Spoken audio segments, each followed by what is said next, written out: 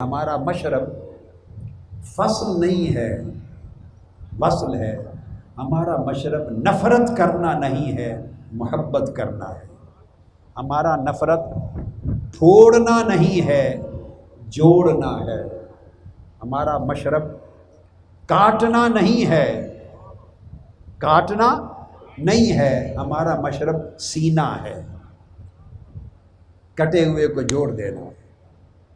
ہم فاصلہ نہیں کرتے، ہم قربتیں کرتے، یہ مشرب ہے۔ غیروں سے بھی جب یہ کرتے ہیں تو اپنے تو رفقا ہیں،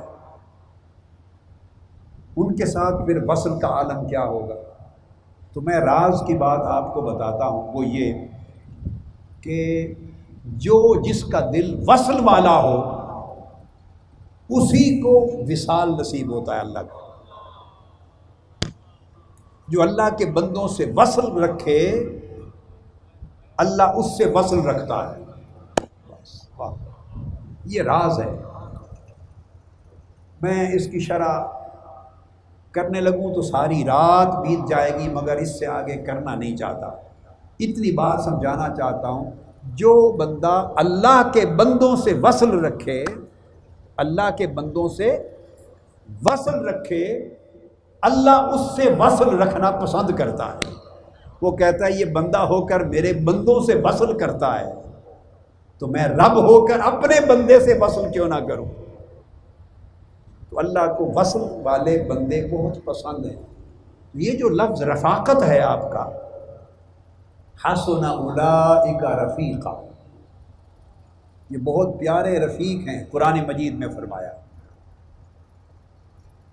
اس رفاقت کی بھی اصل معیت ہے، ساتھ ہونا، سنگت۔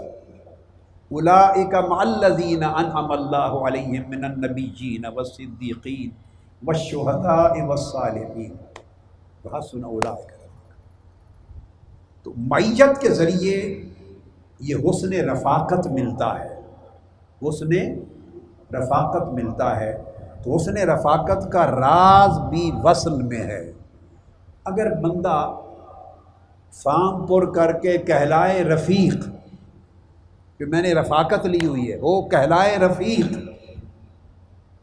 اور دل میں فصل ہو اور فرق ہو، تو پھر وہ فریق ہے، رفیق نہیں ہے۔ رفاقت لینا اس لیے ضروری ہے کہ اس سے وصل ہوتا ہے، اس سے وصل ہوتا ہے۔ کن کن کا؟ اولیاء و صالحین کا حسن رفاقت، شہداء و کاملین کا، مقربین و صدیقین کا، اور انبیاء و مرسلین کا۔ یہ قرآن مجید نے کہا ان چار طبقات کے ساتھ جو حسن رفاقت ہے وہ معیت اور وصل عطا کر دیتی ہے۔ باری تعالیٰ بتا وہ خوش نصیب بندے کون ہیں جن سے تو محبت کرتا ہے اور ہر حال میں محبت کرتا ہے۔ اللہ پاک نے فرمایا المتحابین فیہ حقت محبتی للمتحابین فیہ۔ وہ بندے وہ ہیں جو آپس میں محبت کرتے ہیں میری وجہ سے، آپس میں محبت کرتے ہیں، بولیے میری وجہ سے۔ واہ واہ واہ واہ۔ یہ اولیاء کو لوگ ملنے جایا کرتے تھے پہلے زمانوں میں، اور اب بھی کوئی اور اگلے زمانوں میں بھی کوئی ایسا کرے گا۔ اولیاء سے ملنے جاتے، اولیاء کی زیارت کرتے، اولیاء کی مجلسوں میں بیٹھتے، اولیاء کو دیکھتے۔ کیوں جاتے؟ اللہ کی وجہ سے محبت کرنا۔ وہ یہ کہ آقا علیہ السلام نے فرمایا اذا رؤوا ذکر اللہ، اصل اسی کی محبت ہے، اصل اسی کی محبت ہے۔ تو اولیاء سے محبت کرتے، انہیں دیکھنے اس لیے جاتے کہ آقا علیہ السلام نے فرمایا اولیاء کی تعریف یہ ہے کہ انہیں دیکھو تو اللہ یاد آ جاتا ہے، ان کے چہروں کو دیکھو تو اللہ یاد آ جاتا ہے۔ گویا ان کے چہرے اور ان کے وجود اللہ کی نشانی ہوتے ہیں، اللہ کی نشانی ہوتے ہیں۔ تو چونکہ ان کے دیکھنے سے اللہ یاد آتا ہے، اس لیے ان کے چہروں کو تکتے ہیں کہ تکتے رہنے سے اللہ کی یاد بار بار تازہ ہو کے آتی رہتی ہے۔ ان کو دیکھتے ہیں۔ اصل وہ محبت ہے، وہ محبت کھینچ کر اللہ والوں کی طرف لے جاتی ہے۔ حضرت امام احمد بن حنبل رضی اللہ تعالیٰ عنہ حضرت بشر الحافی کی مجلس میں جا کے بیٹھتے تھے۔ وہ وقت کے امام تھے، فقہ کے حدیث کے، دنیا کے مرجع تھے۔ اور حضرت بشر الحافی فقیر تھے، ولی تھے، مست حال کے ولی اللہ تھے، ننگے پاؤں بغداد کی گلیوں میں چلتے۔ شاگردوں نے پوچھا حضور آپ تو امام وقت ہیں، تو ننگے پاؤں چلنے والے بشر حافی کے پاس جا کے آپ بیٹھتے ہیں؟ لوگ تو شریعت پوچھنے کے لیے آپ کے پاس آتے ہیں، ساری دنیا سے شرق غرب تک، تو آپ ان کی مجلس میں کیوں جا کے بیٹھتے ہیں؟ آپ نے فرمایا درست ہے، شریعت کو میں زیادہ جانتا ہوں، لوگ شریعت کا حال پوچھنے میرے پاس آتے ہیں، مگر شریعت والے کو بشر حافی زیادہ جانتا ہے۔ میں جب شریعت والے کا حال پوچھنا جی چاہتا ہے کہ کوئی یار دی گل سنا تو میں اس کے پاس جاتا ہوں، یار کی بات بشر حافی سناتا ہے، میں یار کے احکامات کی بات بتاتا ہوں، مگر یار کی بات سننے کو جب جی کرتا ہے تو پھر کسی یار کے پاس جاتا ہے۔ نکتہ یہ ہے کہ محبت پیسے سے خریدی نہیں جاتی۔ آپ یاد رکھ لیں، بندوں کے ضمیر خرید سکتے ہیں، ضمیر خرید سکتے ہیں، زبان خرید سکتے ہیں، وہ آپ کی جو کہیں وہی زبان سے بولنے لگ جائیں گے۔ فتوے خرید سکتے ہیں، بندے خرید سکتے ہیں، بیان خرید سکتے ہیں، پیسے کے ساتھ جو چاہیں ان سے کہلوا لیں، ٹی وی پر دائیں بائیں، ضمیر خرید سکتے ہیں، سب کچھ خرید سکتے ہیں۔ اللہ کی شان ہے، سب کچھ، تن جسم خرید سکتے ہیں، عزت خرید سکتے ہیں، اس کو بے عزت کر دیں، سب کچھ خرید سکتے ہیں، مگر محبت خرید نہیں سکتے۔ محبت خریدی نہیں جاتی۔ جو آدمی اوپر سے کوشش بھی کرے گا تو اس کا چہرہ، اس کی بولی، لفظ بول پڑیں گے کہ یہ دکھلاوے کی باتیں کر رہا ہے، لفظ بولیں گے۔ محبت کے انداز ہی نرالے ہوتے ہیں، انوکھے انداز ہوتے ہیں، اس میں وہ بے ساختگی ہوتی ہے۔ تیسری چیز اللہ پاک نے فرمائی کہ میرے حبیب صلی اللہ علیہ وسلم یہ بھی بتا دیں کہ میں ان لوگوں سے بھی محبت کو اپنے اوپر واجب کر لیتا ہوں، اور کر لی ہے، اپنے اوپر واجب کر لیا ہے، اپنے ذمہ کرم پہ لے لیا ہے۔ ان لوگوں سے محبت کرنا کون؟ للمتصادقین فیہ، جو میری وجہ سے ایک دوسرے سے دوستی کرتے۔ چوتھا راز فرمایا وحقت محبتی للمتظاہرین فیہ، میں نے ایسے لوگوں سے محبت کرنا بھی اپنے ذمہ کرم پہ لے لیا، اپنے اوپر واجب کر لیا اپنے لطف کی وجہ سے۔ کن لوگوں سے؟ جو صرف میری وجہ سے ایک دوسرے کی زیارت کرنے جاتے ہیں، ایک دوسرے کو دیکھنے جاتے ہیں۔ اور پھر فرمایا اسی طرح واجبت وحقت محبتی للمتجالسین فیہ، جو میری محبت میں ایک دوسرے کے ساتھ ایک ہی مجلس میں بیٹھتے ہیں، جڑ کے بیٹھتے ہیں۔ اور پھر فرمایا وحقت محبتی للمتواصلین فیہ، اور جو میری محبت میں ایک دوسرے کے ساتھ جڑتے ہیں، جوڑتے ہیں رشتے کو۔ اللہ پاک نے فرمایا کہ جو میری وجہ سے کٹے ہوئے رشتوں کو، گھٹے ہوئے تعلق کو، جو گھٹا ہوا اس کو بڑھا دیں۔ میں نے اس سے گھٹنے اور بڑھانے کی بات جو سنا دی، کٹے ہوئے رشتے کو جوڑ دیں، میں ان سے بھی محبت کرتا ہوں۔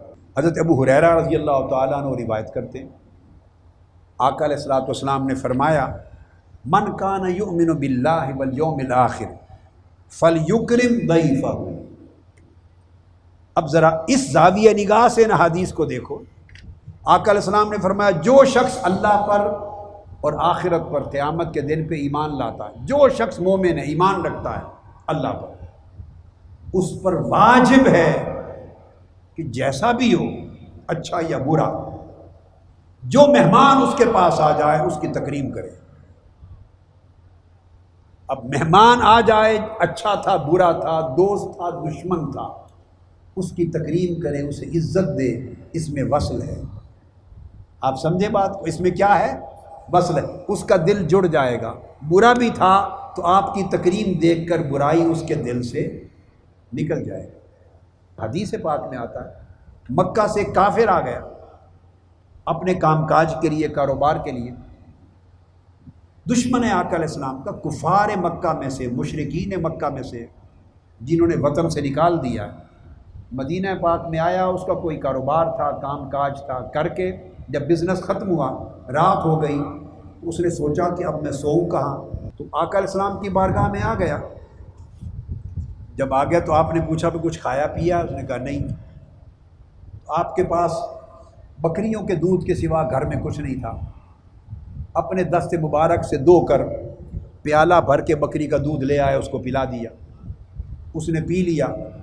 تو آقا علیہ السلام نے پوچھا اور لا؟ اب دشمن ہے، کافر و مشرک ہے، کافر و مشرک ہے، دشمن ہے۔ فرمایا اور لا دوں؟ جی اور لا دیں، ابھی بھوک ہے۔ پھر بکریوں کا دودھ دو کہ وہ بھی پلا دیا۔ پوچھا اور لا دوں؟ جی اور لا دیں۔ جتنا دودھ گھر میں دستیاب تھا آقا علیہ السلام نے اس کو پلا دیا۔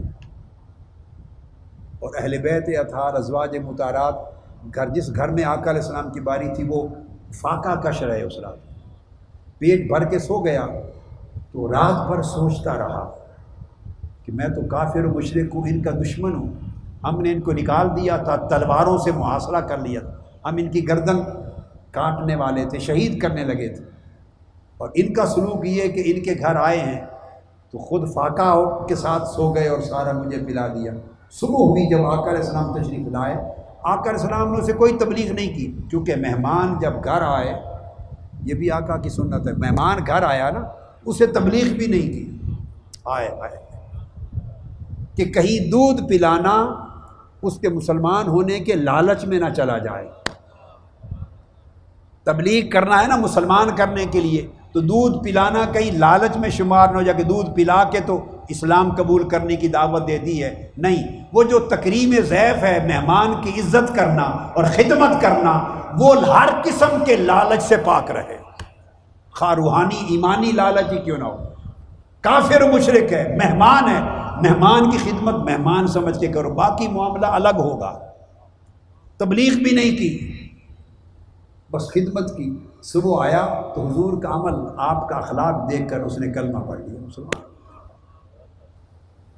اور آقا علیہ السلام نے یہ بھی فرمایا، عقبہ بن عامر رضی اللہ تعالیٰ عنہ روایت کرتے ہیں، فرمایا اس قوم میں خیر نہیں ہے، اس قوم میں خیر نہیں ہے، اس قوم میں بھلائی نہیں ہے جس کے پاس مہمان نہ اترتے ہو۔ ہائے ہائے، مہمان جب اترتا ہے تو کچھ سوچ کے اترتا ہے نا کہ میری مہمان نوازی ہوگی، کچھ کھانے کا دیں گے، بستر دیں گے، کچھ پلائیں گے، تواضع ہوگی، خیال رکھا جائے گا، حفاظت ہوگی، تو مہمان سوچ کے ہی اترتا ہے نا۔ اگر پتہ ہو کہ میں سویا تو مجھے مار دیا جائے گا، مجھے کھانا نہیں دیں گے، پانی نہیں دیں گے، بستر نہیں دیں گے، خراب ہوں گا، تو وہ پھر نہیں اترتا۔ آقا علیہ السلام نے فرمایا مہمان نوازی ایک کردار ہے، فرمایا اس قوم میں خیر نہیں جس کے پاس مہمان نہ اتریں۔ یہ ظرف کی بات ہو رہی، ظرف میں اتنی وسعت ہو، اتنا فیض ہو آپ کے کردار میں، اتنا کرم ہو آپ کے کردار میں، اتنی سخاوت ہو آپ کی شخصیت میں، اتنا جود ہو آپ کی شخصیت میں، اتنی وسعت ہو آپ کے دل میں، غیر مہمان بھی آئے تو اس کو سکون ملے۔ اور کجا آپ کا اپنا تعلق ہو، جہاں رفاقت ہے، ایک دوسرے کے ساتھ تعلق ہے، ایک مشن ہے، ایک قائد ہے، ایک شیخ ہے، ایک گھر ہے، ایک نسبت ہے، ایک راستہ ہے، وہاں تو پھر اس سے کہیں زیادہ تکریم اور محبت ہونی چاہیے۔ ام المومنین حضرت عائشہ صدیقہ رضی اللہ تعالیٰ عنہ فرماتی ہیں کہ آقا علیہ السلام کی بارگاہ میں ایک بکری ہدیہ کی گئی، ایک بکری ذبح کر کے گوشت اس کا پورا بکری کا گوشت بکرے کا ہدیہ کیا گیا۔ آقا علیہ السلام نے فرمایا تقسیم کر دو، گرد و نواح میں جتنے لوگ تھے ضرورت مند ساروں کو تقسیم کر دیا۔ سخاوت اور وسعت اور کمال دیکھیے اس وسعت و سخاوت کا۔